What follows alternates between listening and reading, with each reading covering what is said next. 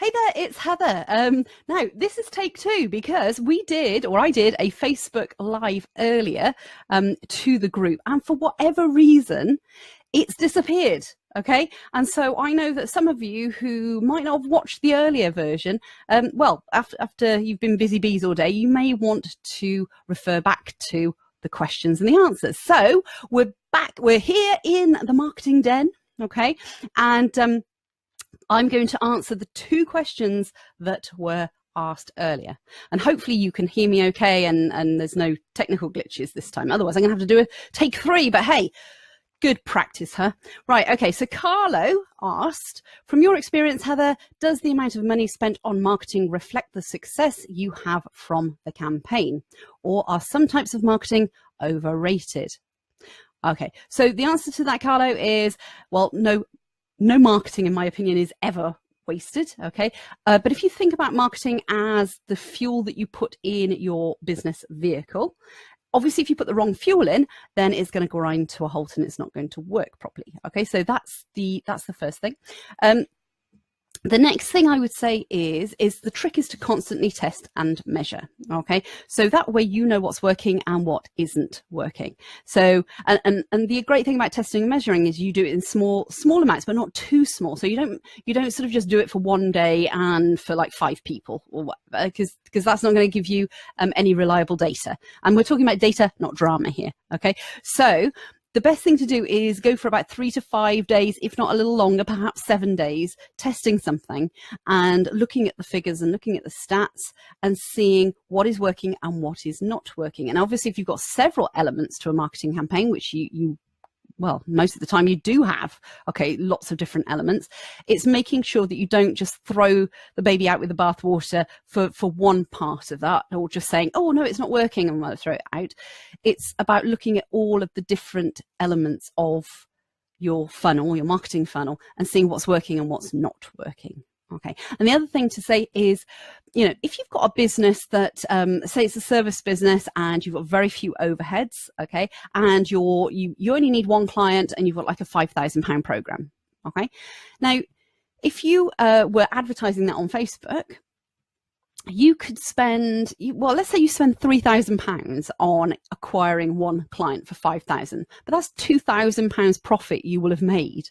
Okay, so and again, the thing is to look at what you're selling and look at the profit margin you have to see how much you can actually invest in acquiring a new customer. And of course, that's a short-term, medium and long-term plan. So depending on what you're doing, because there's some parts of like the marketing mix, which is like the promotional part of it. So we've got the 4 Ps, okay?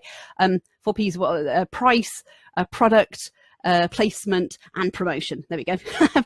So the promotion bit of it, which covers advertising, sales, public relations and sort of networking. It's the promotional aspect of that element, okay? You really need to see, what you're spending and what you're doing and why you're doing it. So public relations, for example, is kind of long term. It's building up a reputation and education system. That's public relations. Sales is far faster, and advertising is obviously a vehicle to acquire those new leads and new customers. Okay, so that's yours answered, Carlo. Davida, okay, now Davida's question was, you've done your research, you know your ideal customers, you know who they are. What is the best way of identifying how to get to them successfully? Okay, great question, Davida. So the first thing to do is look at your research, though, to see. You say that you've done your research and you know your ideal customers. Well, there's 4 levels to knowing your customers. Okay, now the first one is the traditional way of doing it, the old school way of doing it, which is demographics. Okay, so if you've done that level of research, then that's better than nothing, but it's only level 1.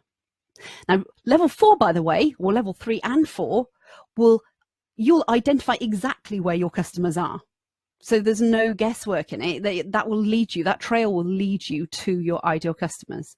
So level 1, surface stuff. Okay, level 2 are the things like the avatar sheets that you can find online. And the customer avatar sheets, they allow you to drill down a little bit.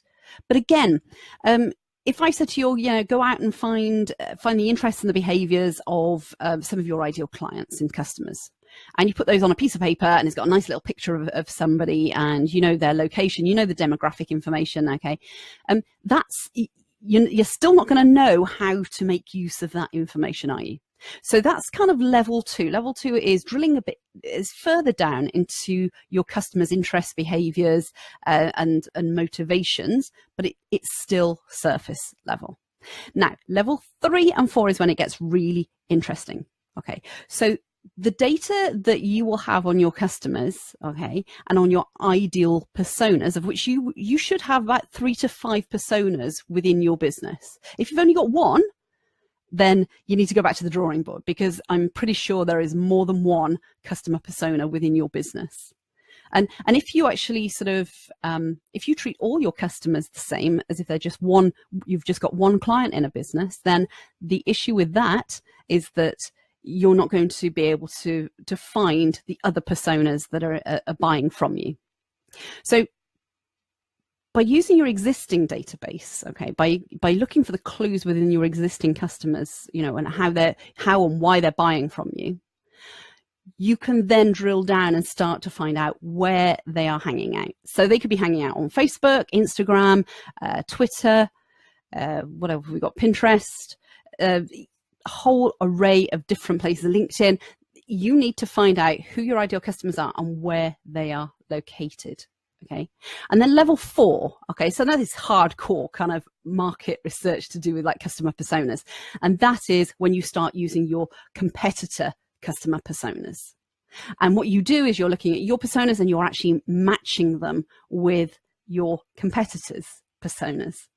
And from that point of view, you can then start again to get sort of lookalike audiences, basically. And if you've ever done any Facebook advertising, you know that lookalike audiences are very, very powerful when you're doing a Facebook ad campaign.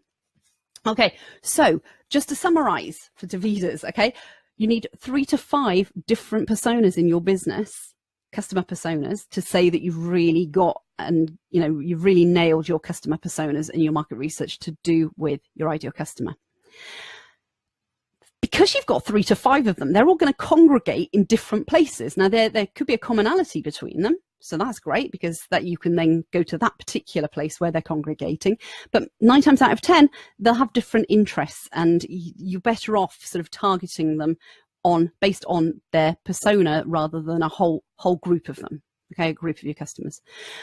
And you know, this is why you need this in-depth level research, this customer persona research, is because the surface level 1 and level 2 will get you so far with your marketing, but once you nail it at level 3 and 4, you'll be able to automatically find out where your customers are congregating, and it will save you so much time and so much effort and so much money. Okay, so there we go. That was the summary of today's Q&A. It did take place at 9:30 this morning, and now, good grief, I don't know what time it is. Let me have a look. It's sort of 1:45, I think, something like that in the afternoon. I hope that this is a great recap for any of you that watched the one earlier, and it's now on the Facebook group, and hopefully it will stay here. Okay, so thanks ever so much, and I will see you next week for next week's Q&A session. Bye.